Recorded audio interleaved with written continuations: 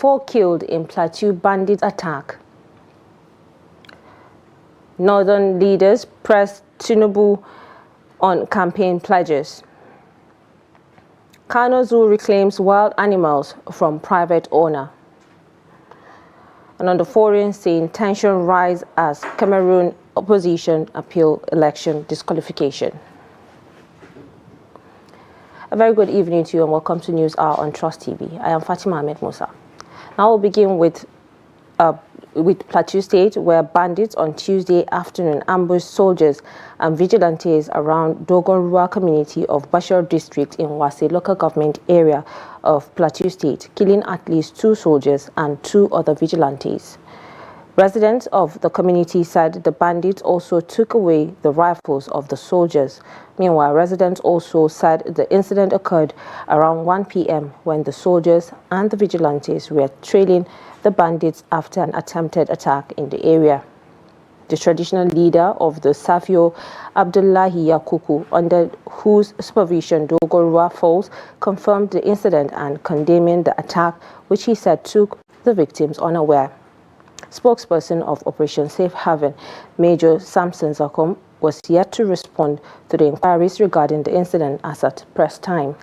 Our correspondent reports that communities of Wase local have been experiencing bandit attacks, resulting in the deaths of many and destructions of property.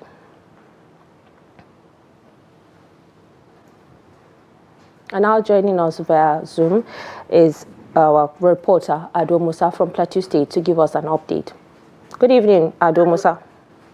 Good evening. Thank you so much for joining us. Thank you for having me.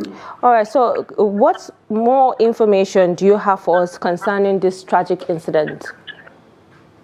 Well, at the moment, the resident of the community called me and informed me that more security personnel have been deployed to the affected community to ensure there is restoration of law and order in the community.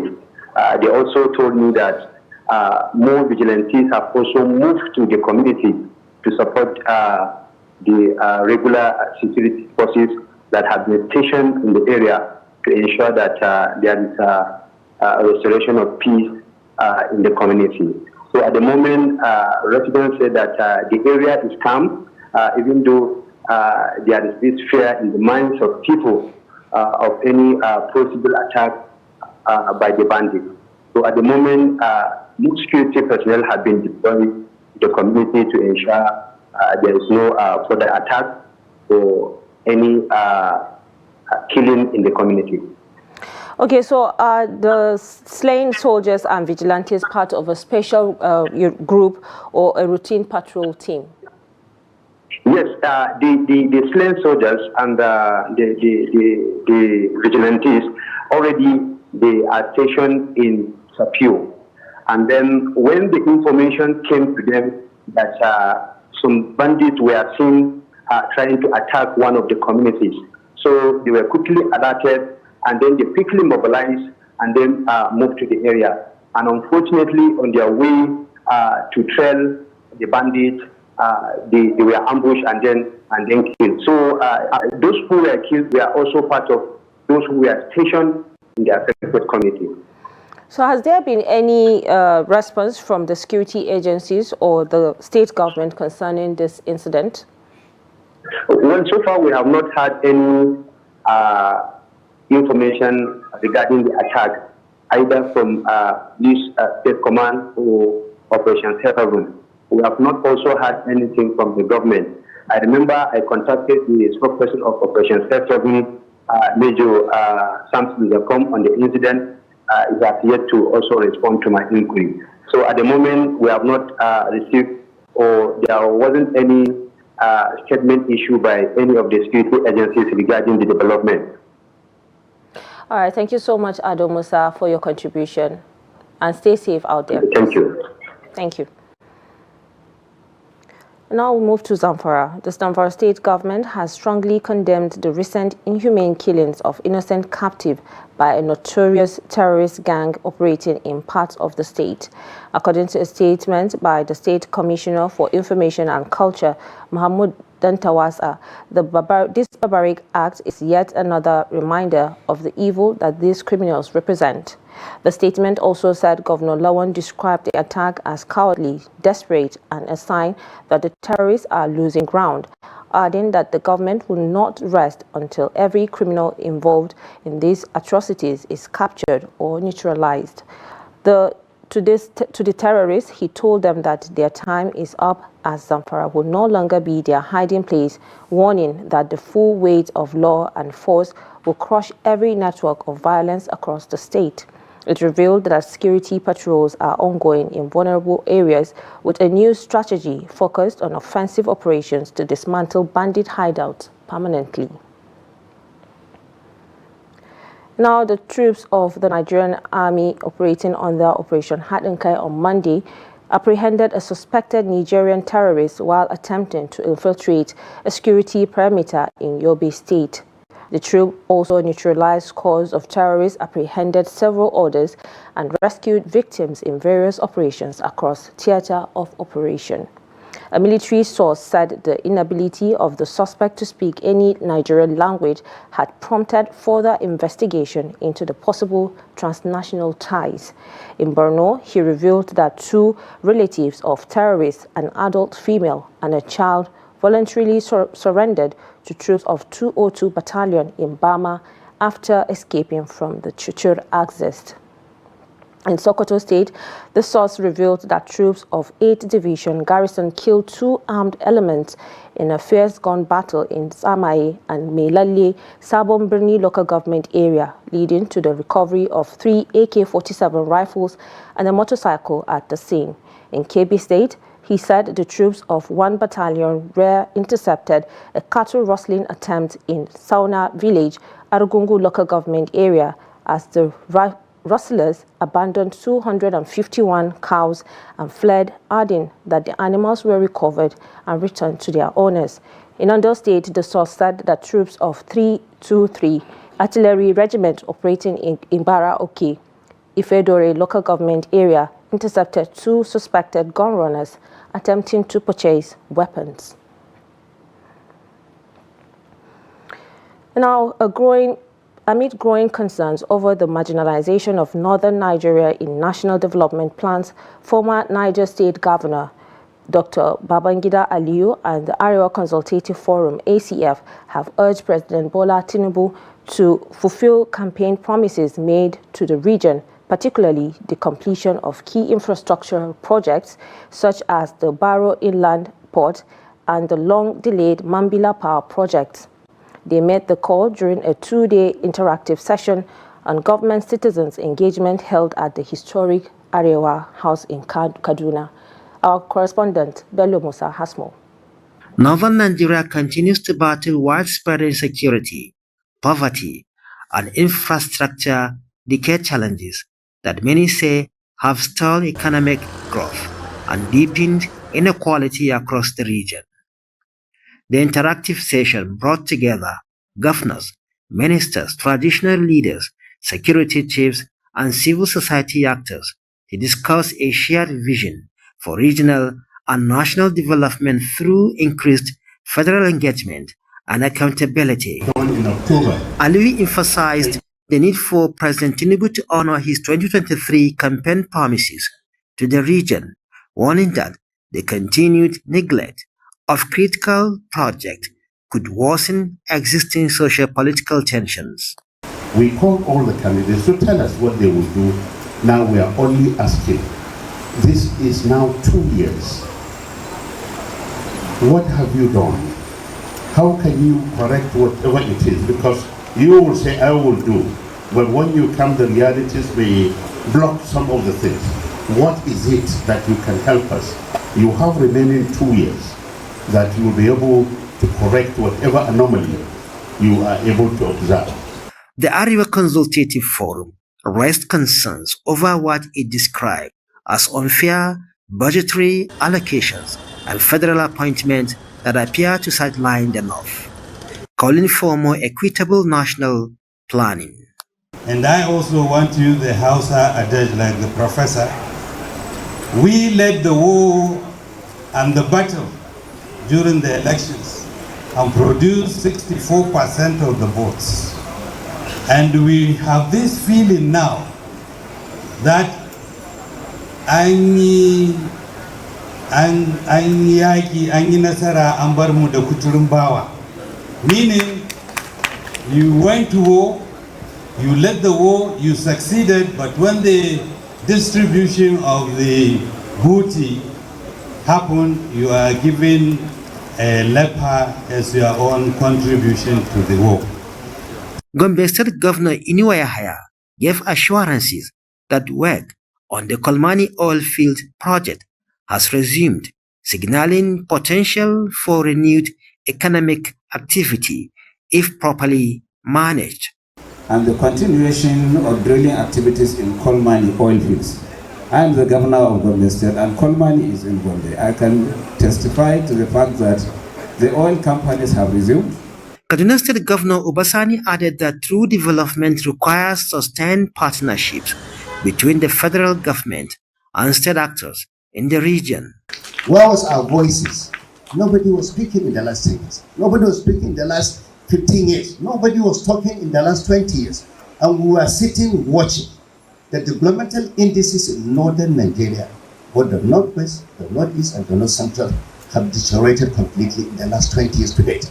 Secretary to the Government of Federation, George Akume, used the platform to reiterate the federal government's commitment to unity and stability through power rotation and inclusive governance. In the issue of succession leadership, you place somebody in place, the following day, he becomes your enemy number one. It wasn't like that in the north of those days. Let's go back to the basics. Let us walk this path together with faith in our country, in our president, and renewed hope in our shared future. So, we are all resolved in deepening our democracy and growing our economy. Representing President Tinubu, Nigeria's Governors Forum Chairman and Kwara State Governor Abdurrahman Abdurazak said the administration welcomes open dialogue and regional feedback, stressing that the North remains critical to Nigeria's overall progress. This to the interactive session together, and also appreciate the foundation's effort in deepening governance. Your work in education, healthcare, and agriculture has not gone unnoticed. The interactive session ended with a collective call for transparency, accelerated project execution, and fair representation, seen as necessary steps to restore public trust and drive meaningful development in northern Nigeria and beyond. Bello Musa, Trust TV News, Kaduna. The Adamawa State Governor Ahmadu Umar Fintiri has attributed the recent flood disaster, which resulted in the loss of 23 lives in Yola South local government area, to the overflow of River Benue and the building of illegal structures on waterways. In contrast to rumors suggesting that the flood was caused by the construction of a dam in Fufure local government area, the governor emphasized that there was no evidence linking the dam construction to the flooding. Here's the report. Governor Ahmadu Fintiri, who played host to a religious women's organization, explained that experts have reported that when the River Benue reaches capacity and cannot accommodate additional water from its tributaries, it overflows into the nearby communities, leading to the destruction of lives and property. Governor Fintiri warned that the government will not tolerate man-made flood disasters, particularly those caused by individuals building on waterways, as this expose innocent people to unnecessary risks.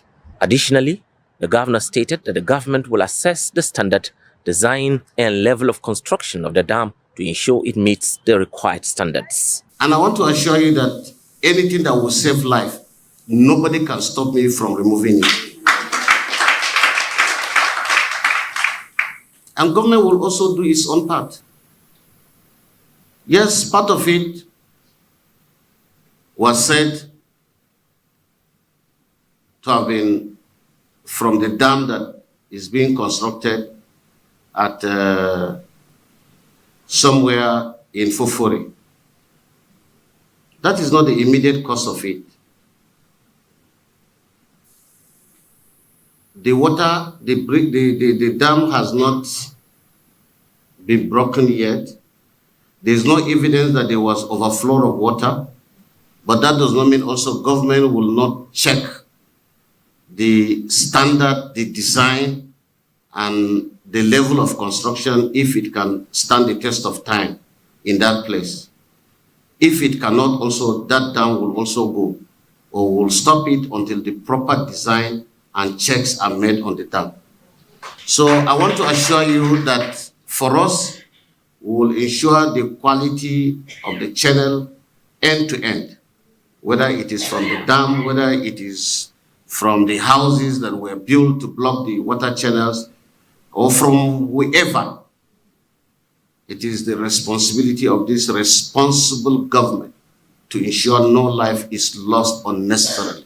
The leader of the delegation, Helen James, commended the governor for his quick response to the recent flood disaster and other humanitarian interventions across the state. We are here on a thank you visit and to identify with you in your quest to deliver Adamawa State from underdevelopment, a task which you have performed so well, such that even your political foes or rivals can't help it but to give you the applause that you truly deserve. In a related development, Governor Fintri has pledged his support to the University of Maiduguru's Golden Jubilee celebration and the 25th combined convocation scheduled for November 2025. The governor made this commitment during a meeting at the government house in Yola with a delegation from the university's planning committee led by Professor Yakubu Mukhtar, the provost of the College of Postgraduate Studies. Gibson Soadugu, Trust TV News, Yola. Now in political matters, a group within the All Progressives Congress, APC, known as the ANPP bloc, has issued a warning that it will campaign against the party if Vice President Kashim Shettima is dropped from the 2027 presidential ticket. The threat comes amid growing speculations and political maneuvering with the APC regarding the 2027 elections. The ANPP bloc stance is that Shettima's continued presence on the ticket is non-negotiable.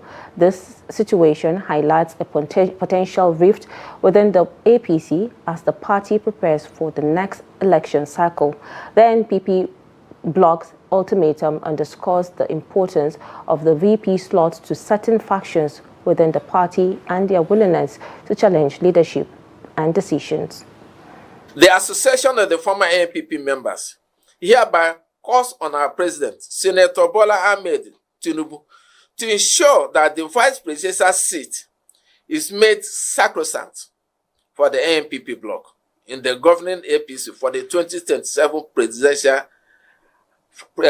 election, as millions of the former ANPP members across the country who voted massively for the current ticket you are serving will be disappointed if you choose another person outside the ANPP bloc in the APC as your vice president. Our demands. The Association of Former ANPP members hereby demands from our president, Senator Bola Ahmed Tinubu, GCFR, the following. 1. Inclusivity. To offer our services to government and Nigerians, the APC government led by our president should consider our members by appointing us as board chairmen, ambassadors, ministers, heads of government agencies and departments.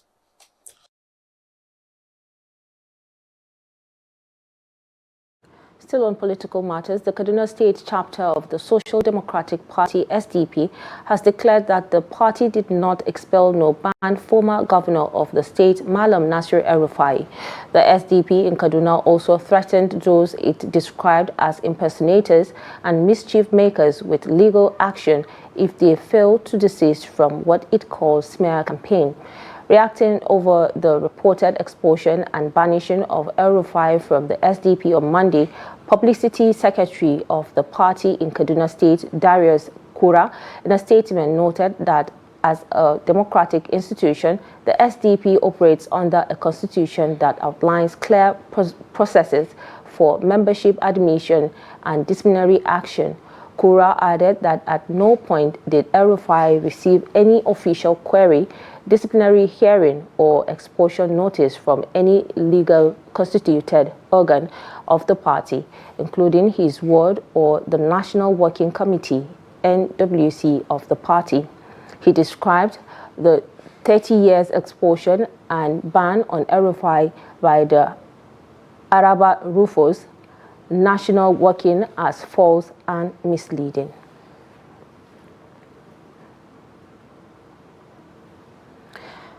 In Gombe State, the African Democratic Congress, ADC, is positioning itself as the leading opposition party, aligning with opposition forces nationwide determined to challenge the ruling All Progressives Congress, APC, in upcoming elections. The party has begun restructuring its internal system while unveiling a bold agenda that prioritizes youth and women's inclusion.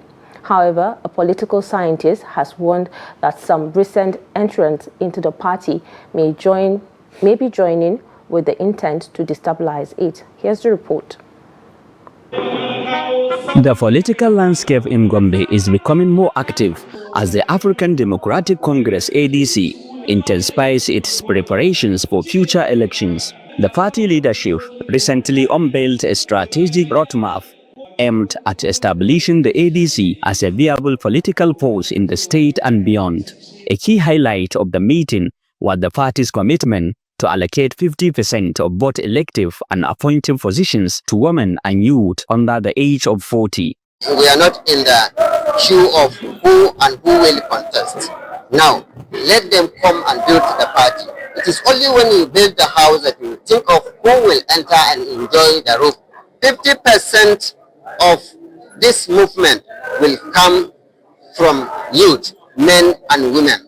That is why we call the coalition leaders to push or to go to rally around behind the youth, push the youth on the front line. The announcement drew applause from women groups, many of whom welcomed the initiative. However, they also urged fellow women to avoid trading their votes for short-term incentives. This is our time. We must remain wise. Selling our votes means selling our future. We must vote for the right candidates in the coming elections.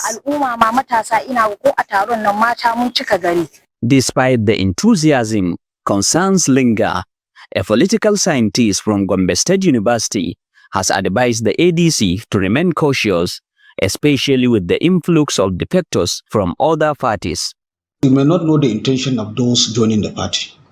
Some may join the party with good intention, and some may be even a mold that will be sent by the incumbent party to destroy the structure, to destroy the unity of the party. So we're expecting two types of people, those with good intention and those with negative intention.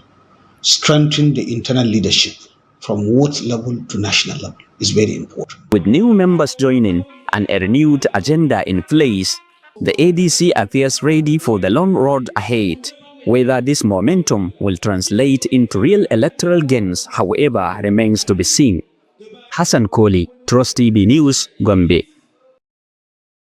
Now in Lagos, as the Lagos State Government and electricity providers prepare for a planned 25-day maintenance of power infrastructure, residents have expressed mixed reactions, from cautious optimism to skepticism about transparency, effectiveness, and long-term impact. Lagos residents have welcomed the move and are hoping for a better power supply hereafter. Here's the report. The announcement of a 25-day electricity maintenance project in Lagos has reignited conversations around Nigeria's persistent power supply issues and the rising cost of electricity. Ali Maidabo, a Lagos resident, voiced his frustration, describing the maintenance as yet another in a series of efforts that have done little to fix the country's deep-rooted energy problems. Please, I want the government to look into this and provide a lasting solution to the electricity problem in Nigeria. Definitely, it's going to affect a lot of businesses. A lot of businesses are going down because of epileptic power supply. So please, the government should look into it and take appropriate measures to ensure that we have a steady, stable power supply in Nigeria. Yinka Odewenu, who shares a similar sentiment, believes the nation's electricity crisis requires more than just routine fixes and may need international expertise and reforms to see lasting improvements. In Nigeria, we are still operating substandard because, to me, it shouldn't be. Because why other country that is even, at least like Ghana, for instance, like Ghana now, I think I heard about the story maybe some years ago, they celebrate 1 year's electricity, understand? But why Nigeria, till now, we cannot even boast or proud of Nigeria, at least in electricity, we can at least operate without breaking or whatever, maybe maintenance of a thing shouldn't be Nigeria, at least all the time maintenance is affecting a lot of things in our, this in most everyone community, maybe state or some areas. Other residents echoed concerns over transparency, poor communication, and the potential economic impact of prolonged power outages during the maintenance period. Nigeria is corrupt, so they can use anything to embrace money. You understand? They can also use the maintenance as well to embrace money. But the best thing, or what I think is, the government knows the best to do for the citizen. So any which way they're going to go about it, fine, we are cool with it. Good development. If they are going to be having this maintenance for the next 25 days is not forever, okay? So we can only be hopeful that the outcome of it would improve the power supply in Lagos State. As the 25-day maintenance begins, Lagosians are watching closely, hoping this time the light stays on longer than the premises. Until then, the city remains in cautious anticipation. Nigeria's First Lady, Senator El-Rufai Tinubu, has donated 1 billion to victims of the recent deadly attack on Yelwata community in Benue State. During a condolence visit, the First Lady described the killings as tragic and avoidable, urging collective efforts to restore peace in the region. Our correspondent in Benue State has more in this report. 6 weeks after the devastating attack on Yelwata community in Guma local government area of Benue State, which left hundreds dead and thousands displaced, First Lady of Nigeria, Senator El-Rufai Tinubu, has visited to commiserate with the victims.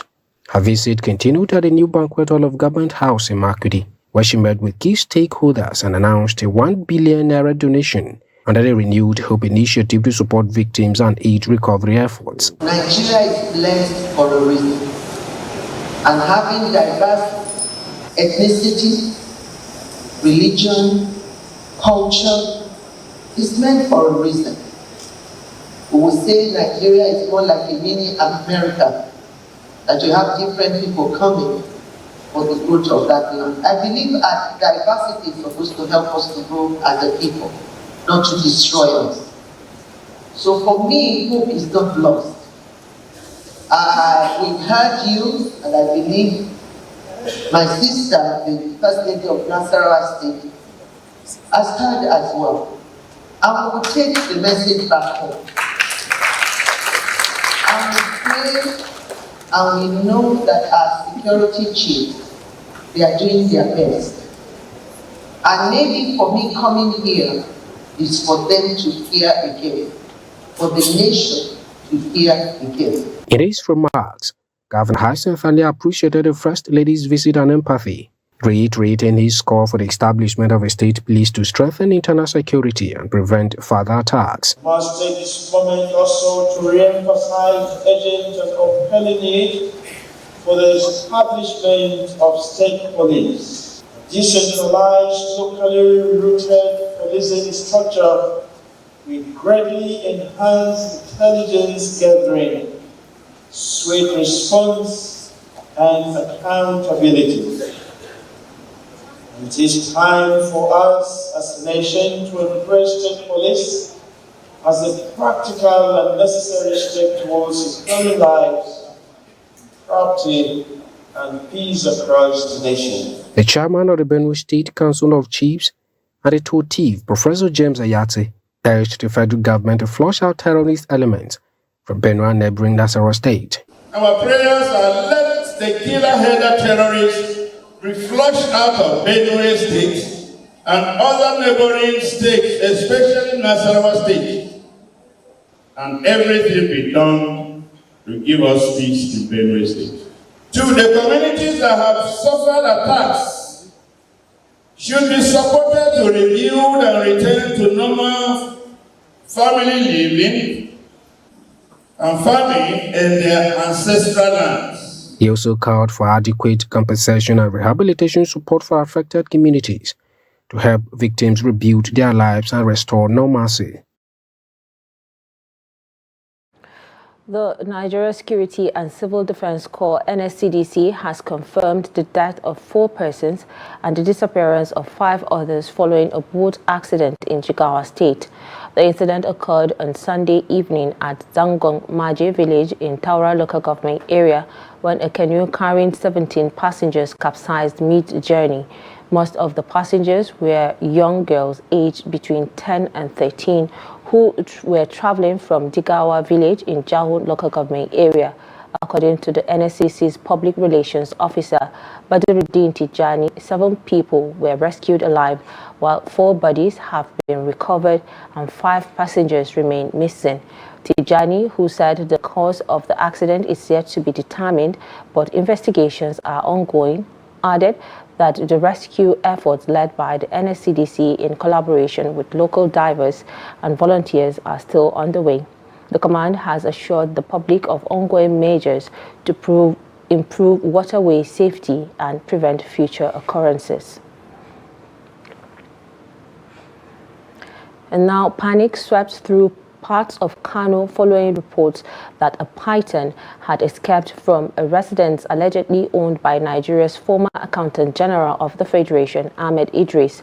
The property located in the Daneji area of Mandawari was said to house a python, a crocodile and a lion cub, all reportedly kept under a valid license. Although authorities now say the animals are in safe custody, the incident has sparked debate over the safety and legality of keeping wild animals in residential areas. Trust TV's Abdulaziz Ibrahim visited the neighborhood and brings us this report. What began as a routine morning in Daneji quickly spiraled into confusion and fear after word spread that a python had escaped from this house said to belong to former Accountant General of the Federation, Ahmed Idris. The news triggered panic across Mandawari, Kabara, Daneji, and nearby communities. Honestly, we were scared.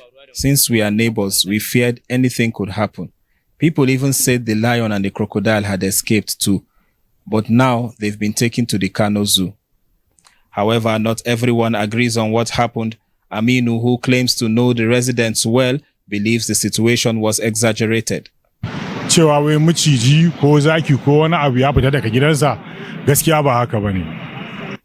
What people are saying about a lion or snake roaming the streets isn't true. From what we heard, 2 snakes were kept in a case and 1 went missing but was later found hiding within the premises. Actually, the python wasn't roaming the streets. I think people just panicked when they heard it had gone missing. Amid the confusion, officials from the Kano Zoo intervened. The managing director, Sadiq Kura Mohammed, confirmed in a radio interview that the animals, a python, a crocodile, and a lion cub, have now been safely relocated. He also confirmed that the owner possessed valid licenses to keep the animals. While calm has returned to Daneji, the incident has raised serious concerns over the private ownership of exotic and potentially dangerous animals in densely populated urban neighborhoods. Abdulaziz Ibrahim, Trust TV News, Kano. The 2025 local government elections in Rivers State have been officially postponed, which was originally scheduled for August 9th. Voters will now head to the polls on Saturday, August 30th, 2025. The RSIEC chairman, Michael Ode, announced the new date today during a crucial stakeholders meeting at the Commission's headquarters in Port Harcourt. More details in this report. The Rivers State Independent Electoral Commission chairman, Michael Ode, stated that the postponement was necessitated by the recent state of emergency declared in Rivers State, which significantly disrupted regional election plans. He emphasized that adjusting the electoral calendar became imperative given these realities. The Commission may postpone the election, provided that the reason for the postponement is cogent and verifiable. Therefore, by the powers vested upon the Commission by this provision, I hereby announce the postponement of the local government council election earlier fixed to hold on Saturday, 9th August 2025, for a very obvious and incontrovertible reason. Alongside the new election date, RCL unveiled a comprehensive revised timetable and guidelines for this entire process.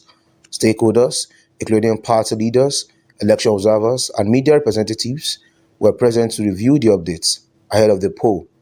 The Rivers State Police Command has pledged to provide adequate security before, during, and after elections, ensuring safety of voters and electoral personnel across the state. It is my singular honor and privilege as the chairman of RCL to officially unveil the timetable and schedule of events for the said election. And so it is hereby unveiled.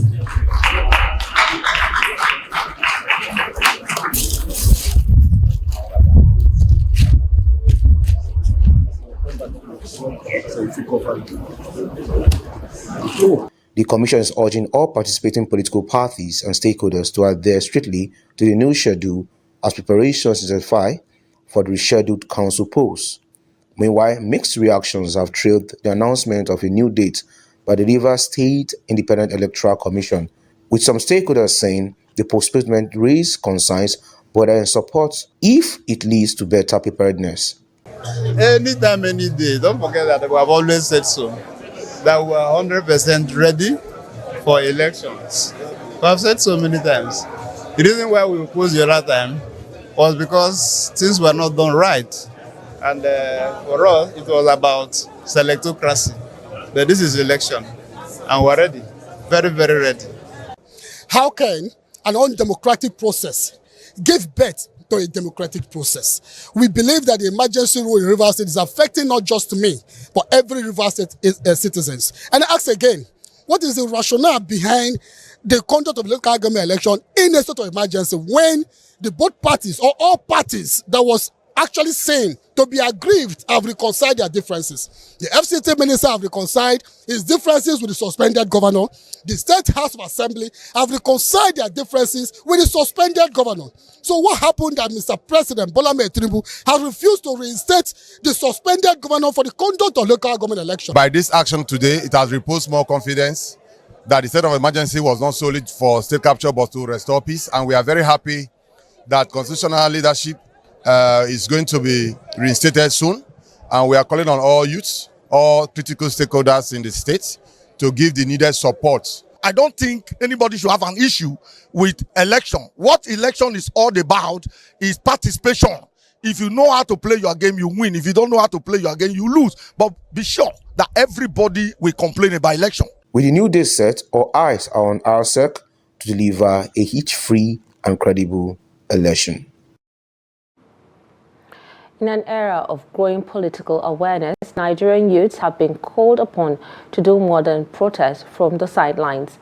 At the launch of the Take Action campaign in Abuja, the Speaker of the House of Representatives issued a bold message to the youths to participate and not just agitate. The report.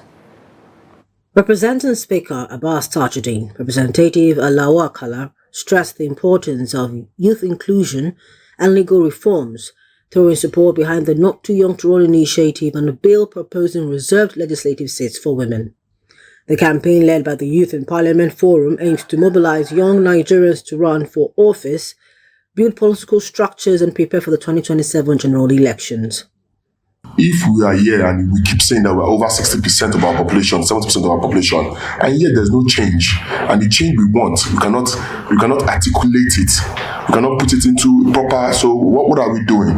We need to come together, and that's why we need to take action. Despite comprising over 60% of Nigerians' population, young people remain grossly underrepresented in legislative and governance spaces. Take Action campaign is our answer to that imbalance. To continue in our support and partnerships with the Youth in Parliament Forum, to ensure that we're able to reach grassroots young people and ensure that all voices are captured, to galvanize actions as you lead this campaign. I'm here today to say that we stand solidly behind the bid by the youth to increase their take-home from the political space in Nigeria. We not only campaign for youth to be in position, we also want to tell that youth is part of the value chain called Nigeria, the developmental value chain. And we have something unique we are bringing. We have a whole brand new country, let me use that word, to build. Other stakeholders from across the country threw their weight behind the movement. Meanwhile, at the National Assembly, lawmakers are advocating the bill to increase female representation in politics through reserved seats. Chairman House Committee on Reserved Seats for Women, Kafilat Ogbara, and the Chairman, Senate Committee on Women, Senator Ereti Kinkibe, argued that more women in politics will help fight poverty and promote development. By increasing women's representation, we can ensure that their perspectives, their views, needs, rights are adequately addressed in policy formulation and implementation. You know, this isn't just about women. It's about the whole country. It's about the development of the country. It is shown everywhere that where there are more female representation, the countries are better developed economically. The United Nations Development Programme and other advocates are also rallying grassroots support for the bill. Women currently occupy fewer than 5% of seats in the National Assembly. This isn't just a gap, it is a call to action. A call to dismantle structural barriers, disrupt the status quo, and build a more inclusive and just governance system. This movement we have for the advancement of women must continue. Honorable Kafilat, we need more of you in Parliament. I pray that the women that come to represent these 6 seats by God's grace, the special seats for women by God's grace, will come and it will be a reality. Back in the House of Representatives, the ICPC has raised alarm over corruption lapses in government institutions. A report presented to the House revealed that 92 ministries, departments and agencies still lack functioning anti-corruption and transparency units. The Commission attributed the failure to poor funding, executive interference and lack of political will, calling for training awareness and better institutional support. Over time, we realized that some NDAs will fall into substantial compliance while the NDA is not effective. So this year going forward, ATU is now a standalone key performance indicator. Declaring the hearing open, Speaker of the House of Representatives, Abbas Tajuddin, represented by Representative Umar Ajilo, said the session was not a witch hunt, but a proactive effort to assess the performance of the anti-corruption and transparency units and strengthen institutional integrity. The public hearing is also intended to discuss potential legislative and policy measures that can strengthen this unit and promote transparency, accountability in government operations. The chairman of the House Committee on Anti-Corruption, Kaide Moshood Akiolu, stressed that the hearing addressed a critical issue central to Nigeria's democratic development. Stakeholders, while recommending that the ACTU should be made to report directly to permanent secretaries and the institutionalization of ACTU into MDAs, called for the scrapping of ICPC. By the letter from the head of service of 2001, it mandated the ICPC to be funding actual activities. But ICPC has failed. ICPC doesn't shoulder that responsibility. The responsibility is left on the heads of the ministerial departments and agencies. And it is tantamount to corruption for you to say the person you are investigating will be the one to fund your operations. It is believed that ACTU structure must be revived if the country is serious about winning the war against corruption. And now in health, the Nigerian Medical Association, NMA, has issued a 21-day notice of total indefinite strike, citing the federal government's failure to address key demands affecting doctors' welfare. In a communique released after its emergency meeting in Abuja, NMA listed unresolved issues, including unpaid comments arrears, suspended salary adjustments, and the government's failure to honor past agreements.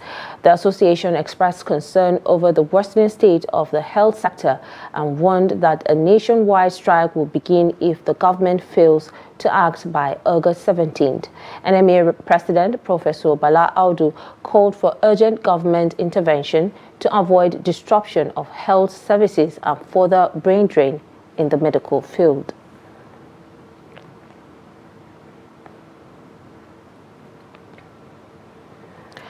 And now in business, services and telecom sectors recorded huge growth as Nigeria's rebased GDP moved from 188 billion to $243 billion.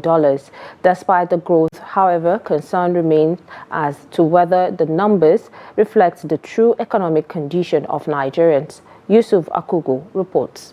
The National Bureau of Statistics last week released the long-awaited rebased GDP data. The new numbers put Nigeria's nominal GDP at $243 billion, indicating a growth of 3.13%. NBS arrived at the numbers using 2019 as base year. Economic analysts are concerned that government has prioritized statistics over people's welfare. We rebased. We've taken on additional productive sectors. We're counting them now. It's pushed us up in terms of value, but our exchange rates has actually dropped us, ultimately, in terms of ranking. However, it's a good thing for the government to look at where it is. Remember, the aim of the government is that we should have a $1 trillion economy. GDP measures growth, but GDP can be accounted by a fraction, a 2%, 20% of the population can account for whole GDP. So GDP is a normative, it's a nominal figure that shows growth, but in itself does not translate in the improvement or living standard of people. It does not reduce poverty and it doesn't lead to better health, education, and it's and there's no equitable distribution of resources when you're using GDP. For most Nigerians, any economic data that does not affect the lives of the people positively is an exercise in futility. I think they don't have a plan for citizens. I may say it because everything is turning upside down. I can say, I can talk to myself because I have a family. You understand? Like now in my area now, the house is not affordable to people. You see everything jacking up. If you ask the landlord is saying things are putting money every day. Let's government, the president to look into this thing. Our leaders should look into this thing and do a better things in this country. This country is bad. It's bad. Seriously. It's bad. Everybody is suffering. Which way would they buy? Would they buy carbon? Very costly. Gas, very costly. Even food, this mama put away there here. No piece of 500 naira. It starts from 800 naira. Gari, if you want common gari, where we say if you get 200 naira before, you go drink gari with granite. You know they now. If you want to drink gari now, you go to spend 600 or 700 naira. Despite rebasing, Nigeria still remains the fourth largest economy in Africa, behind South Africa with a GDP of $110.338 billion, Egypt with $347.342 billion, and Algeria with an economy of $268.885 billion. The previous GDP rebasing in 2014 pushed Nigeria's economy to number 1 in Africa. Yusuf Akugu, Trust Television News, Abuja. Now away from Nigeria, Cameroonian opposition leader Maurice Kamto has filed an appeal against his disqualification from the country's October presidential election.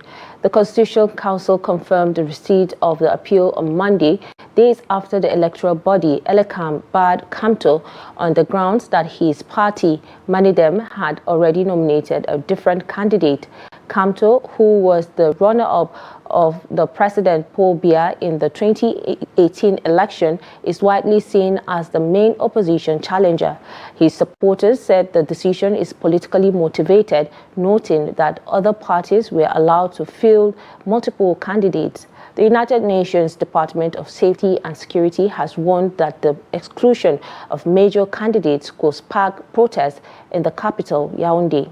President Biya, now 92, has been in power since 1982 and is the world's oldest serving head of state.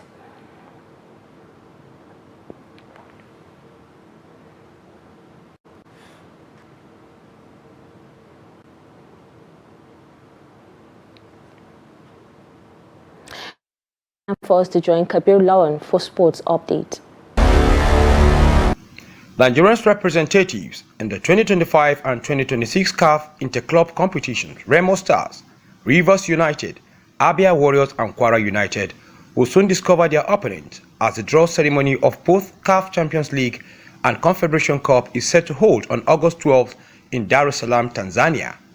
Remo Stars, the 2024 and 2025 MPFL champions, alongside runner-up Rivers United, will campaign in CAF Champions League. Abia Warriors, who finished third in the MPFL, and Kwara United, winners of the 2025 Presidential Federation Cup, will fly Nigeria's flag in the CAF Confederation Cup. The Confederation of African Football CAF is expected to release the full list of participating clubs shortly, along with the names of teams that will be exempted from the preliminary round, typically based on 5-year performance ranking in continental competitions. According to CAF's calendar, the first preliminary round, both competitions will take place over 2 legs between September 19th and 28th, 2025, while the second round will run from October 17th to 26th. Successful teams will advance to group stages scheduled to run from November 2025 through February 2026. Still in sport news, the Tigers guard Ezinne Kalu has shed light on Nigeria's sluggish start in the 60-55 comeback victory over Mozambique in the second group game at the 2025 Women's Afrobasket. According to Kalu, a strong halftime message from the coach sparked their turnaround. Reflecting on the team's mindset, she added, "We know we are a great team, but sometimes we get on our own heads and a little lazy. Nobody wants to keep seeing Nigeria at the top, so we've got to keep reminding ourselves who we are." Kalu emphasized that there's still room for improvement, assuring that the team will recover, watch film, correct their mistakes in practice, and take it one game at a time because everyone is pushing. That's sport news. I am Kabir Lawan. That we have come to the end of News Hour on Trust TV. Do not forget to watch and catch us across all our social media platforms for more news, programs, and documentaries. For me and the crew, thanks for watching.